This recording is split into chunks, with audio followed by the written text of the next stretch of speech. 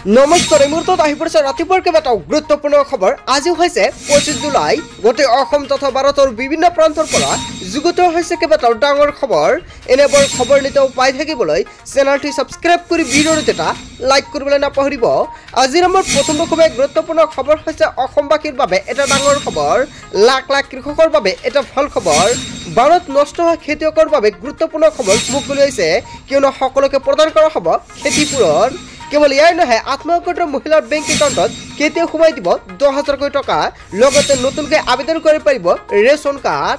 লগতে যিসকল ব্যক্তিৰ আধাৰ কাৰ্ড নাই সেইসকল ব্যক্তিয়ে এতিয়া এনআৰচিৰ সময়ত যদি আধাৰ কাৰ্ডটো বনাবলৈ দিছিলে আৰু আপোনালোক সম্পূৰ্ণকৈ প্ৰচেছিঙত আছে বা হোল্ড হৈ আছে, তেন্তে আপোনাৰ বাবে এটা ভাল খবৰ। লগতে কেইবাটাও ৰাজনৈতিক খবৰৰ লগতে অৰাজনৈতিক খবৰ যুগুত হৈছে আজিৰ দিনটোত। আজিৰ আমাৰ প্ৰথমটো খুবেই গুৰুত্বপূৰ্ণ খবৰ হৈছে অসমবাসীৰ বাবে এটা ডাঙৰ খবৰ। লাখ লাখ কৃষকৰ বাবে এটা ডাঙৰ খবৰ। বানত নষ্ট হোৱা খেতিৰ ক্ষতিপূৰণ দিব চৰকাৰে। বানত আপোনাৰ খেতিপথাৰ নষ্ট হৈছে নেকি? যদি বানপানীৰ মাজত আপোনাৰ খেতিপথাৰ নষ্ট হৈছে, তেন্তে আপোনাৰ বাবে এটা ডাঙৰ খবৰ। লাখ লাখ কৃষকৰ বাবে আহি গৈছে এটা গুৰুত্বপূৰ্ণ খবৰ। বানত নষ্ট হোৱা খেতিৰ হিচাপ ৰাখক আপুনি, কিয়নো চৰকাৰে দিব আপোনাক ক্ষতিপূৰণ। প্ৰতিগৰাকী কৃষকক নষ্ট হোৱা ফচলৰ ক্ষতিপূৰণ দিব চৰকাৰে। আপোনাৰ ফসল বীমা কৰাৰ বাবে আজি যোগাযোগ কৰক। যিসকল ব্যক্তিয়ে ফসল বীমা যোজনা সম্পৰ্কে আবেদন কৰিছে সেইসকল ব্যক্তিৰ বাবে এটা ভাল খবৰ। ফসল বীমা কৰিবৰ বাবে মুকলি কৰা হৈছে হেল্পলাইন নম্বৰ, আৰু হেল্পলাইন নম্বৰটো হৈছে 14447। আপোনাৰ ফসল বীমা কৰাৰ বাবে আজি আপুনি যোগাযোগ কৰক 14447। যদি আপুনি কৰিছে, আপোনাৰ বাবে এটা ভাল খবৰ, কিয়নো 2024 বৰ্ষৰ বাজেটত চৰকাৰে এখন গুৰুত্বপূৰ্ণ সিদ্ধান্ত গ্ৰহণ কৰিছে। আপোনালোকে সম্পৰ্কে ওপৰত দেখা পাইছে বাজেট 2024 বাজেটত অসমলৈ বান সাহায্যৰ কথা ঘোষণা কৰিছে। লগতে যিসকল ব্যক্তি প্ৰধানমন্ত্ৰী ফসল বীমা যোজনা আবেদন কৰিছে, অকল সেইসকল ব্যক্তিক চৰকাৰে সোমাই দিব অহমাহত টকা। অসমৰ বানপানীক লৈ বাজেটত ডাঙৰ ঘোষণা কৰিছে। অসমৰ বান পৰিস্থিতি নিয়ন্ত্ৰণৰ বাবে সকলোকে সহায় কৰা হ'ব, আৰু ইয়াৰ সম্পূৰ্ণকৈ আশ্বাস প্ৰদান কৰিছে চৰকাৰে। কেন্দ্ৰ চৰকাৰে আগবঢ়াব আৰ্থিক সহযোগিতা। অসমৰ বান নিয়ন্ত্ৰণৰ বাবে বিশেষ পেকেজ ঘোষণা কৰিছে 2024 বৰ্ষৰ বাজেটত। অসমৰ লগতে হিমাচল প্ৰদেশ, উত্তৰাখণ্ড আৰু ছিকিমতো বান সাহায্য প্ৰদান কৰা হ'ব। দেশৰ বান পৰিস্থিতিৰে মোকাবিলা কৰিবলৈ 11,500 কোটি টকা ধাৰ্য কৰা হৈছে। অসমৰ বানপানীক লৈ বাজেটত ডাঙৰ সিদ্ধান্ত গ্ৰহণ কৰা হৈছে। আপুনি প্ৰধানমন্ত্ৰী ফসল বীমা যোজনাটো আবেদন কৰিছে নেকি? যদি কৰা নাই, এতিয়া আপুনি 14447 যোগাযোগ কৰি আবেদন কৰি লৈ লওক। তাৰপিছত অসমবাসী ৰাইজক জনাইছো আমাৰ 2 নম্বৰটো খুবেই গুৰুত্বপূৰ্ণ খবৰ। লগতে এটা ডাঙৰ খবৰ, PM কিষাণৰ ধনক লৈ এটা ডাঙৰ খবৰ মুকলি আহিছে। PM কিষাণৰ ধনক লৈ এটা ডাঙৰ খবৰ। হয়, আপুনি ঠিকেই শুনিছে, PM কিষাণক লৈ জৰুৰী নিৰ্দেশনা জাৰি কৰিছে চৰকাৰে। এইবাৰ বহু কৃষকে PM কিষাণৰ ধন নাপাব। PM কিষাণৰ ধন পাবলৈ কৰিব লাগিব কেইবাটাও গুৰুত্বপূৰ্ণ কাম। এইবাৰৰ ধন লাভৰ পৰা বঞ্চিত হ'ব 7 প্ৰকাৰৰ কৃষকসকলে। কোন কোন কৃষকে লাভ নকৰিব PM কিষাণৰ ধনৰাশি? এটা পৰিয়ালৰ এজন ব্যক্তিয়েহে পাব এই আঁচনিৰ সুবিধা। যদি আপোনাৰ ঘৰৰ পৰা এজন বা দুজন বা পিতা বা পুত্ৰ দুয়োজনে PM কিষাণৰ বাবে আবেদন কৰিছে, তেনে ক্ষেত্ৰত আপোনাৰ নামটো সম্পূৰ্ণকৈ কেঞ্চেল কৰা হ'ব। PM কিষাণৰ ধন পাবলৈ হ'লে নিজৰ খেতি মাটি থাকিব লাগিব। যদি আপুনি PM কিষাণটো বেলেগৰ মাটিলৈ কৰিছে, তেন্তে আপোনাৰ বাবে এটা বেয়া খবৰ, কিয়নো আনৰ মাটিত খেতি কৰালৈকে নাপাব আঁচনিৰ সুবিধা। PM কিষাণৰ ধন লাভ কৰিবলৈ হ'লে এতিয়া আপুনি কৰি লওক EKYC নকৰা প্ৰতিজন হিতাধিকাৰীয়ে নাপাব PM কিষাণৰ টকা।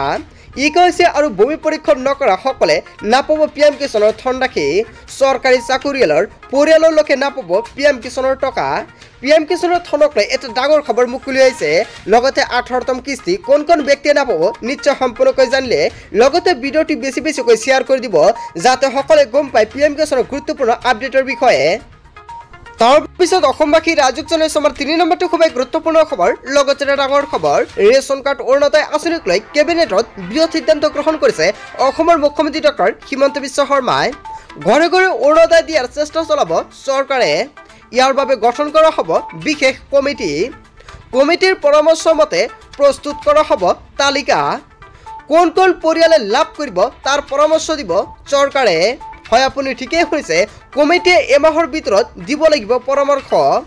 অজন্তা নায়ক, ৰণোজ পেগু, বিমল বৰা, কেশৱ মহন্তৰ লগতে ৰঞ্জিত দাসৰ নেতৃত্বত গঠন কৰা হ'ব কেবিনেট উপসমিতি। ৰেচন কাৰ্ডক লৈও বৃহৎ সিদ্ধান্ত গ্ৰহণ কৰিছে চৰকাৰে। 15 লাখ লোকে নতুনকৈ পাব ration card. Ration card Arunodoi আঁচনিক লৈ এটা গুৰুত্বপূৰ্ণ সিদ্ধান্ত গ্ৰহণ কৰিছে। যদি আপোনাৰ ঘৰত ৰেচন কাৰ্ড আছে তেন্তে আপুনি এতিয়া অৰুণোদয় আঁচনি লাভ কৰিব পাৰিব। কেৱল ইয়াই নহয়, যিসকল ব্যক্তিৰ ৰেচন কাৰ্ড নাই ই শ্ৰম কাৰ্ডৰ সহায়ত এতিয়া আপুনি লাভ কৰিব পাৰিব নতুনকৈ ৰেচন কাৰ্ড। এতিয়া আপুনি দোকানত গৈ যোগাযোগ কৰক, কিয়নো যাৰ পৰা ৰেচন দিয়ে তাৰ পৰা এতিয়া আপুনি যোগাযোগ কৰক যে আপোনাৰ ৰেচন কাৰ্ড বনাবলৈ হ'লে কি কি নথি পত্ৰ লাগিব। চৰকাৰে এখন গুৰুত্বপূৰ্ণ সিদ্ধান্ত গ্ৰহণ কৰিছে। যিসকল ব্যক্তিৰ ই শ্ৰম কাৰ্ড থাকিব 2019 বৰ্ষ বা 20 বৰ্ষত যিসকল ব্যক্তিয়ে ই শ্ৰম কাৰ্ড বনাইছে অকল সেইসকল ব্যক্তিয়ে লাভ কৰিব পাৰিব নতুনকৈ ৰেচন কাৰ্ড। সেইখন ই শ্ৰম কাৰ্ডৰ জৰিয়তে আবেদন কৰিব পাৰিব। লগতে যিসকল ব্যক্তিয়ে এতিয়া ই শ্ৰম কাৰ্ডটো বনাব সেইসকল ব্যক্তিয়ে কিন্তু সেইখন ৰেচন কাৰ্ডৰ বাবে যোগ্য নহ'ব, ইয়াক কিন্তু চৰকাৰে সম্পূৰ্ণকৈ উল্লেখ কৰিছিলে। লগতে যদি আপুনি নামটো অন্তৰ্ভুক্ত কৰিব বিচাৰে তাৰপিছত অসমবাসী ৰাজুক জনাইছে আমাৰ 4 নম্বৰটো খুবেই গুৰুত্বপূৰ্ণ খবৰ। লগতে ডাঙৰ খবৰ, লাখপতি বাইদেউৰ বাবে এটা ভাল খবৰ। সাজু হৈ পৰিছে চৰকাৰ, শীঘ্ৰেই সোমাব আপোনাৰ বেংক একাউণ্টত 10,000 টকা। লাখপতি বাইদেউৰ বাবে এটা ডাঙৰ খবৰ, শীঘ্ৰেই আপোনাৰ বেংক একাউণ্টত সোমাব 10,000 টকা। অতি শীঘ্ৰেই প্ৰতিজন হিতাধিকাৰীয়ে কৰিব লাগিব ডিবিটি লিংক। ডিবিটি লিংক নকৰা মহিলাৰ বেংক একাউণ্টত কেতিয়াও নোসোমায় 10,000 টকা। লগতে যিসকল মহিলাৰ ফৰ্মটো একচেপ্ট কৰা হৈছে সকলো মহিলাৰ মোবাইল যোগে SMS প্ৰেৰণ কৰা হৈছে। আপুনি SMSটো লাভ কৰিছে নে নাই? ধন প্ৰদানৰ বাবে চৰকাৰে গ্ৰহণ কৰিছে ব্যৱস্থা। জনতা ভৱনত বিশেষ বৈঠক। মুখ্যমন্ত্ৰী মহিলা উদ্যমিতা অভিযানৰ অগ্ৰগতিৰ বুজ ল'লে মুখ্যমন্ত্ৰীগৰাকীয়ে।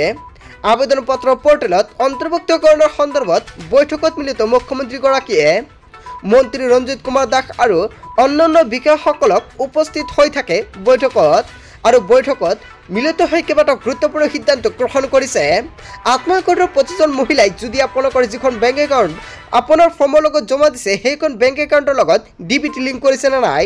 যদি আপুনি বেংক একাউণ্টৰ লগত ডিবিটি লিংক কৰে এতিয়া আপুনি বেংকত গৈ ডিবিটি লিংক কৰক, নহ'লে কিন্তু আপুনি বঞ্চিত হ'ব আত্মসহায়কৰ 10,000 টকাৰ পৰা। তাৰপিছত অসমবাসী ৰাজুক জনাইছে আমাৰ 5 নম্বৰটো খুবেই গুৰুত্বপূৰ্ণ খবৰ। লগতে ডাঙৰ খবৰ, 50,000 টকাকৈ ঋণ ৰেহাই দিব চৰকাৰে। মাইক্ৰ' ফাইনেন্সৰ ঋণী মহিলালৈ এটা বৃহৎ ঘোষণা কৰিছে অসমৰ মুখ্যমন্ত্ৰী ডক্টৰ হিমন্ত বিশ্ব শৰ্মাই। মাইক্ৰ' ফাইনেন্সৰ ঋণী মহিলালৈ হিমন্ত বিশ্ব শৰ্মাৰ বৃহৎ ঘোষণা। 50,000 টকাৰ ঋণ লোৱা মহিলাৰ ঋণ মাফ কৰিব চৰকাৰে। আগষ্ট মাহত ৰূপায়ণ কৰা হ'ব এই অবিলাসী আঁচনি। বেংকৰ ঋণ মাফ কৰিব, মহিলাক দিয়া হ'ব NOC। হয়, আপুনি ঠিকেই শুনিছে, বেংকক সম্পূৰ্ণকৈ চৰকাৰে ঋণ মাফ কৰি দিব আৰু বেংকক ঋণ মাফ কৰি দিয়াৰ পিছতে সকলো মহিলাক চৰকাৰে প্ৰদান কৰা হ'ব NOC। চৰকাৰে গুৰুত্বপূৰ্ণ সিদ্ধান্ত গ্ৰহণ কৰিছে। কেবিনেটত বৃহৎ সিদ্ধান্ত লৈছে অসমৰ মুখ্যমন্ত্ৰী ডক্টৰ হিমন্ত বিশ্ব শৰ্মাই। ইতিমধ্যে 25,000 টকা পৰ্যন্ত ঋণ লোৱা মহিলাৰ ঋণ মাফ কৰিছে চৰকাৰে। যদি আপুনি 25,000 টকা ঋণ লৈছিলে আপোনাৰ ঋণটো মাফ হৈছে নে নাই নিশ্চয় কমেণ্ট কৰি জনাব। মাইক্ৰ' ফাইনেন্সৰ ঋণী মহিলালৈ হিমন্ত বিশ্ব শৰ্মাৰ বৃহৎ ঘোষণা। হয় বন্ধু-বান্ধৱীসকল, গোটেই অসম তথা ভাৰতৰ বিভিন্ন প্ৰান্তৰ পৰা যুগুতোৱা হৈছিলে কেইবাটাও ডাঙৰ খবৰ। এনেবোৰ খবৰ নিতৌ পাই থাকিবলৈ চেনেলটি ছাবস্ক্ৰাইব কৰি ভিডিঅ'টো এটা লাইক কৰিবলৈ নাপাহৰিব। চ' থেংক ইউ ফৰ ৱাচিং ফুল ভিডিঅ'।